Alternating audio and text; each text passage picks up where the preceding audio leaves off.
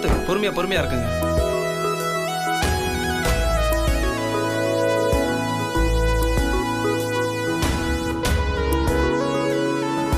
அண்ணி அண்ணி அக்கா கௌதம் அதை கொஞ்சம் எடுங்களேன்.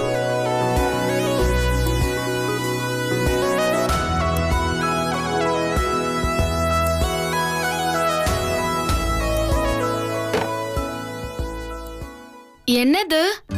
என்ன நீ இது என்னன்னு கூட உங்களுக்கு தெரியாதா? எனக்கு இது பீரோன்னு தெரியாம இருக்குமா? திடீர்னு பீரோ வருதேன்னு கேட்டேன். உங்க முத்து மாமா உங்களுக்காக வாங்கி கொடுத்து அனுப்பிச்சிருக்காரு.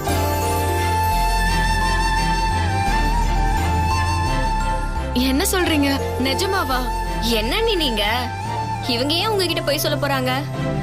கண்ணால பீரோவை பார்த்ததுக்கு அப்புறமாவும் நிஜமானு கேட்டுட்டு இருந்தா என்ன அர்த்தம் அண்ணி?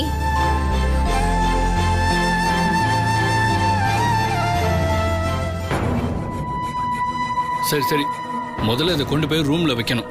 எந்த ரூம்ல வைக்கணும்னு சொல்லுங்க. ஏன்னா இது உங்க பீரோ, இனிமே இது உங்க பாடு.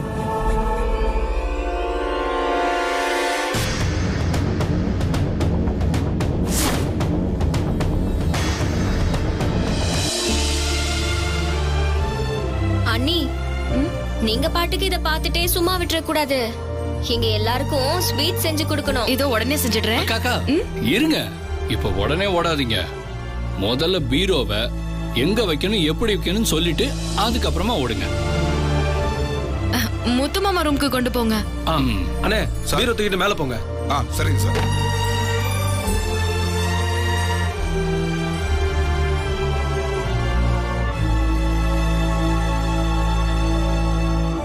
நில்லுங்க.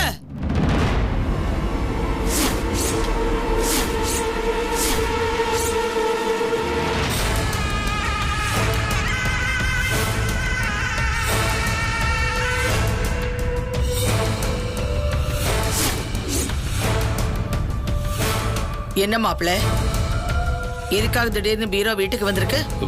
அது இல்ல, முத்தரச மாமா தான் வீட்டுக்கு கொண்டு வந்து அவர் ரூம்ல வைக்க சொன்னாரு.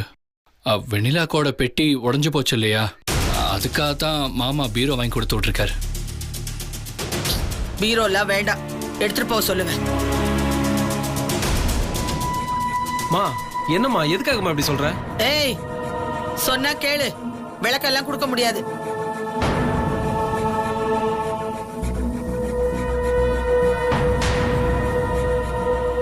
இல்ல மாப்பிள்ள, ஒரே ஒரு விஷயத்தை புரிஞ்சுக்கோங்க. இன்னைக்கு பீரோ வரும், நாளைக்கு அதுக்குள்ள வீட்டுல இருக்கிற நகையெல்லாம் போகும்.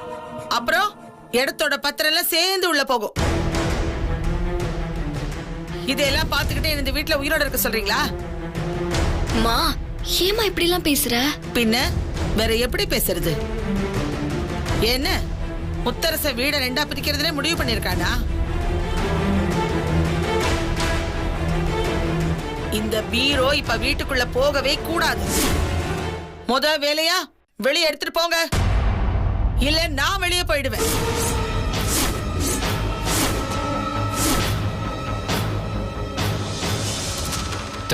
என்னத்த எப்படிலாம் பேசுறீங்க? மாப்பிள்ள, தயவு செஞ்சு நான் சொல்லும் போதே கேட்டா எல்லாருக்கும் நல்லது. இல்ல முடியாது அது இதுன்னு பிடிவாதம் பிடிச்சிங்கன்னா யாருக்குமே நல்லதில்ல சொல்லிட்டேன். அது இல்ல, நீங்க நினைக்கிற மாதிரி எதுவுமே இல்ல.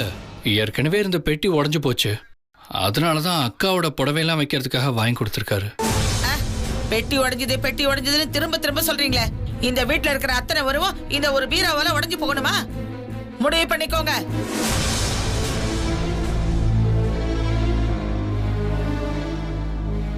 முத்தரச வந்து கேட்டாலும் சரி, இந்த பீரோ வீட்டுக்குள்ள இருக்க கூடாதுன்னு தான் நான் சொல்லுவேன். மா என்னம்மா? அம்மா, ஏமா இப்படி பிடிவாதம் பிடிக்கிற? மழை காலமா, திடீர்னு மழை வருது. இத வெளியில கொண்டு போய் வச்சு மழை பெஞ்சதுன்னா என்ன பண்றது?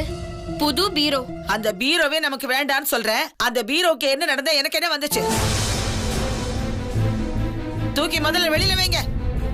பீரோ உள்ள இருக்க வேண்டாம். மழை புயல் எது வந்தாலும் சரி, இந்த பீரோ மேல இடியே விழுந்தாலும் சரி, எனக்கு அதை பத்தி கவலை இல்ல. கொண்டுட்டு போயிடுங்க. அத்த, நீங்க ஏன் இப்படி பிடிவாதம் பிடிக்கிறீங்கன்னு எங்களுக்கு புரியுது. ஆனா நீங்க ஒரே ஒரு விஷயம் யோசிச்சு பாருங்க. நேத்து மருது மாமா பண்ணது மட்டும் சரிங்களா? மாப்பிள, நேத்து அதுக்கு அவன் மன்னிப்பு கேட்டுட்டான். அந்த கதை முடிஞ்சு போன கதை. முத்தரசன் எதுக்கு முடிஞ்சு போன கதையை புதுசா எழுத முயற்சி பண்றான்?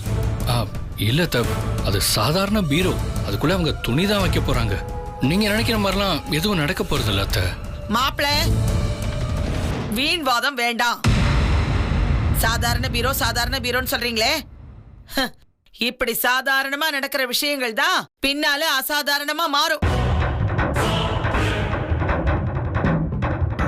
இந்த வீட்டோட அமைதி கொலையணும், இல்ல நான் வெளியில போகணும்னு நினைச்சா அதுக்கப்புறம் இத பண்ணுங்க. இல்ல அத்தை. வேண்டாம். நீங்க இந்த வீட்டோட மாப்பிள.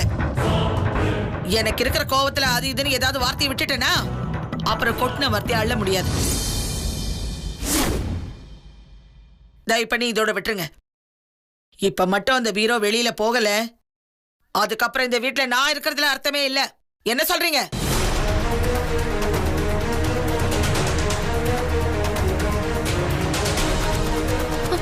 இங்க பாருங்க, அத்தையை விட இந்த வீட்ல எதுவும் முக்கியம் இல்ல. அவங்களுக்கு இஷ்டம் இல்லாத விஷயம் இந்த வீட்ல எதுவும் நடக்க கூடாது. தயவு செஞ்சு இதை எடுத்துட்டு போக சொல்லுங்க. சொன்னா கேளுங்க கௌதம்.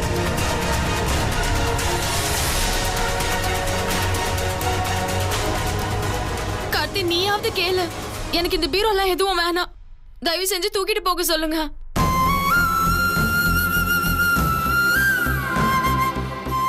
சொல்ல மாட்டீங்கல்ல? தூக்கிட்டு போக சொல்ல மாட்டீங்கல்ல?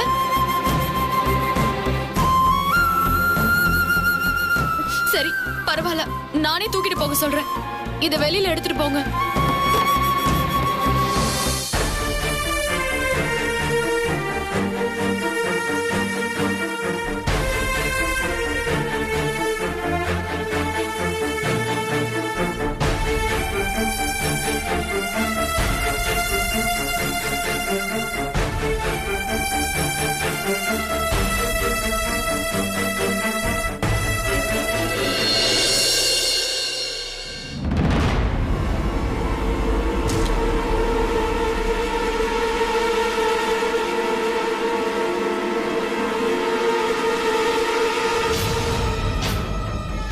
நேத்து மருதண்ண நகையில கை வச்சதும் இப்படி ஒரு முடிவு எடுத்துட்டியா?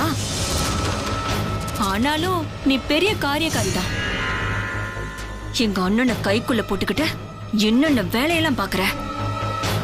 பீரோவை வாங்கிட்டு வர சொல்லி இப்போ எதுவுமே தெரியாத மாதிரி நடிச்சு அம்மா திட்டினதும் அப்படியே இப்ப வெளியில எடுத்துட்டு போய் வைக்க சொல்றியா? அண்ணி, சத்தியமா இல்ல அண்ணி. இப்படி பீரோ வரப்போற விஷயமே எனக்கு தெரியாது. நம்பிட்டேன். பீரோ வர்றது தெரியாது, வீட்டுக்குள்ள நடக்கிற எதுவுமே தெரியாது. நீ சின்ன பாப்பா பாரு. அம்மா சொன்னதை கேட்டல. இனிமேலும் இந்த மாதிரி ஏதாவது பண்றதுக்கு முயற்சி பண்ண வாழை விட்டு நறுக்கிடுவாங்க. ஜாக்கிரதை. வாப்புங்கோத.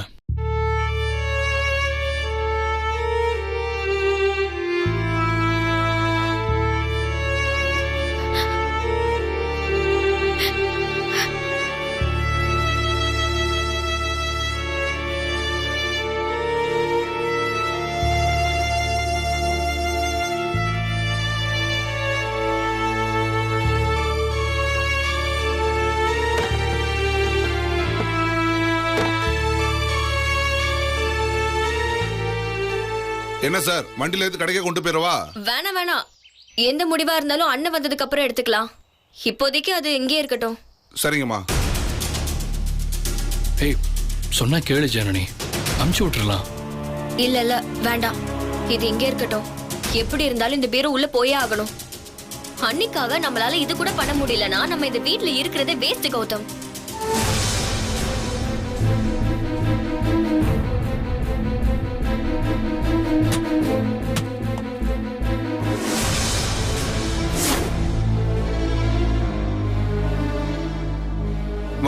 இதுக்கு மேல இங்க வச்சு அதான் மேல விழுந்து டேமேஜ் ஆகி போயிருமா? நான் கடைக்கே கொண்டு போறேமா.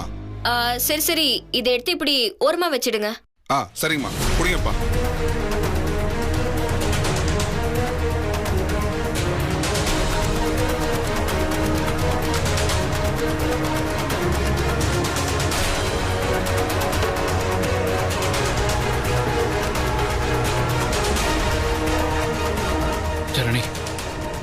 முத்தரச மாமாவுக்கு ஃபோன் பண்ணி நடந்ததை சொல்லி நான் வர சொல்லவா?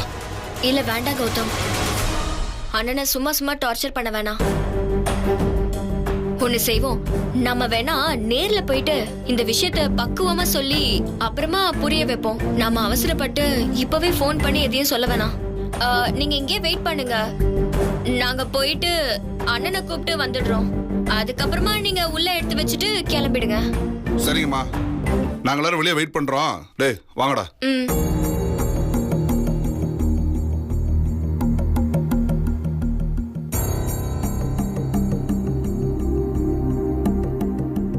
எப்படி நீ இவ்வளவு நம்பிக்கையா பேசுற? இந்த நேரத்துல நம்பிக்கையா பேசிதான் ஆகணும். நாமளும் அவ நம்பிக்கையா பேசினா அப்புறம் அன்னைக்கு யாரு இருக்காங்க? ஆமா ஜனனி, எனக்கு என்னமோ நீ சொல்றதுதான் கரெக்டுன்னு படுது. நீங்க 2 பேரும் அண்ணனை நேரா போய் பார்த்துட்டு இந்த விஷயத்த சொல்லிட்டு வந்துருங்க. நான் இங்க இருந்து பாத்துக்கிறேன். வா. போங்க.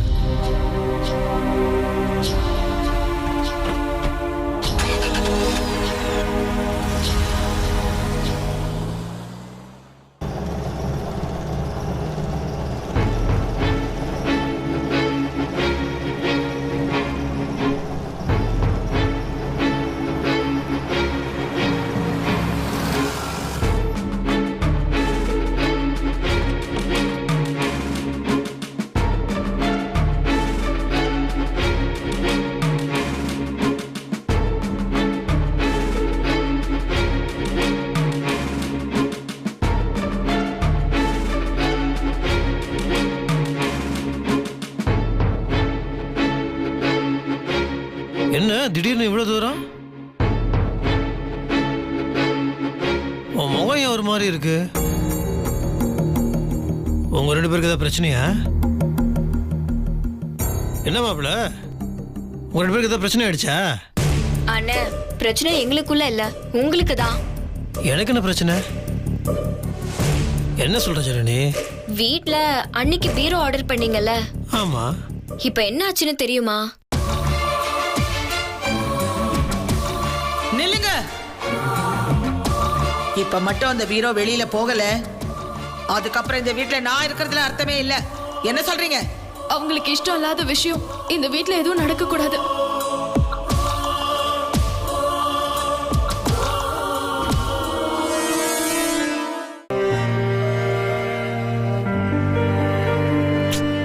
ஏன் சித்தி மறுபடியும் இப்படி பண்ணிட்டு புரியவே மாட்டேங்குது. இங்க பாருங்கண்ணே, ஒரே ஒரு விஷயத்த சொல்றேன், நல்லா கேட்டுக்கோங்க. நீங்க தயவு செஞ்சு இதுக்கு மேலேயும் அண்ணியை விட்டு கொடுத்துடாதீங்க.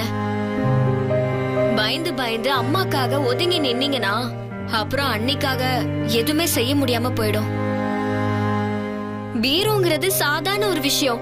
ஒரு பைசா பெறாத விஷயத்த போய் இவ்ளோ பெருசு பண்ணி அசிங்கப்படுத்திட்டாங்க. ஏய் ஜனனி, தயவு செஞ்சு கொஞ்சம் அமைதியா இரு.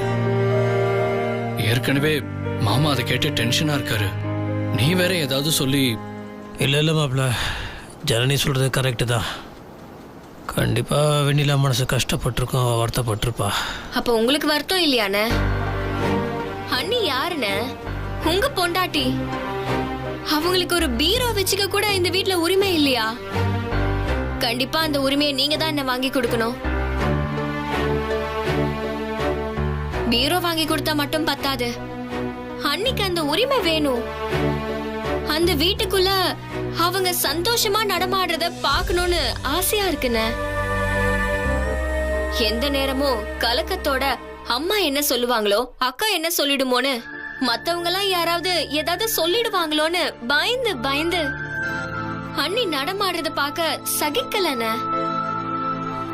கண்டிப்பா நீங்க இந்த பீரோவை எப்படியாவது வீட்டுக்குள்ள கொண்டு போய் அன்னைக்கு கொடுக்கணும்னு. இல்லம்மா, இப்போ சித்தி வேணான்னு சொல்லிடுச்சு. இதுக்கப்புறம் பீரோவை மறுபடியும் வீட்டுக்குள்ள கொண்டு வந்தானா அது என்னன்னு நீங்க? அம்மா ஒரு 2 நாளைக்கு கோவப்படுவாங்க. நீங்க நினைச்சா அவங்கள சமாதானம் பண்ண முடியாதா? நீங்க இப்படி அமைதியா இருந்தா அண்ணியோட மனசு எவ்வளவு பாடுபடும்னு கொஞ்சம் யோசிச்சு பாருங்க. ஏற்கனவே அவங்க ஏகப்பட்ட தண்ணீரக்கத்துல தவிச்சிட்டு இருக்காங்க. இத விட்டு கொடுத்தா இன்னும் எல்லாரும் பேசுறதுக்கு இடம் கொடுத்த மாதிரி ஆயிடும்லன்னு. அப்படி அண்ணிய எல்லாரும் எள்ளி நகையாடுறதுக்கு நீங்க இடம் கொடுக்க போறீங்களாண்ணே? தயவு செஞ்சு அண்ணி அந்த வீட்ல ஒரு உரிமையுள்ள மருமகளா ஆக்குறது உங்க கையில தானே இருக்கு. அவங்கள வீட்ல ஒருத்தியா நினைக்காம வேத்தாலா பார்த்து நடத்துறாங்கன்னு இத நீங்க நினைச்சா மட்டும்தானே சரி பண்ண முடியும். அதுக்கான ஒரு சின்ன விஷயம் தானே இந்த பீரோங்கிறது. எப்படியாவது இந்த பீரோவை கொண்டு வந்து அது உங்க ரூம்ல வச்சு அன்னிக்கு அன்பளிப்பா கொடுங்கண்ணே. சரி ஜனனி, நீங்க 2 பேரும் போங்க, நான் பின்னாடியே வரேன்.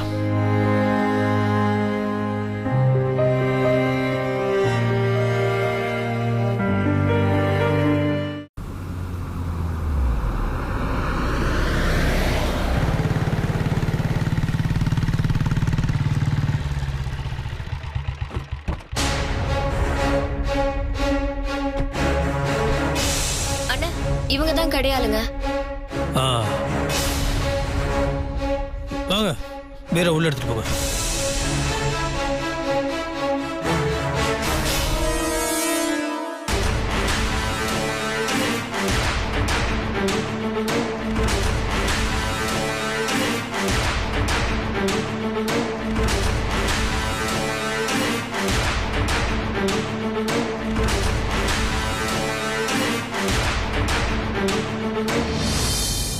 பார்த்து பார்த்து மெதுவா, மேலே முட்டாம. ஆ, படி இருக்கு பார்த்து.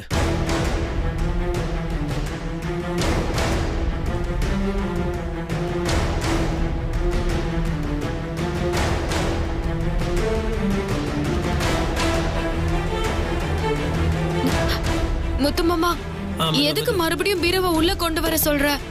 வேணாம் முத்துமாமா. பார்த்து கொஞ்ச நேரம் சும்மா இருக்கியா?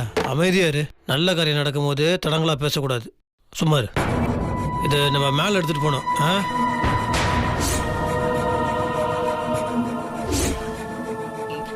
என்ன முத்துமாமா, நீ பிரச்சனைய புரிஞ்சுக்காம பேசுற. அத்தை ரொம்ப கோவத்துல இருக்காங்க. இப்ப இந்த நேரத்துல இது வந்துச்சுன்னா பெரிய பிரச்சனை ஆயிடும் முத்துமாமா. சொன்னா கேளு முத்துமாமா, தயவு செஞ்சு கெஞ்சி கேட்டுக்கிற. வேணாம் மாமா. ஒன்றும் ஆகாது. சித்தி கிட்ட நான் பேசிக்கிறேன்.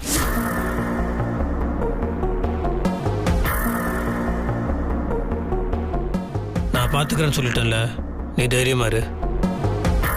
தைரியமா இருன்னு சொன்னேன்.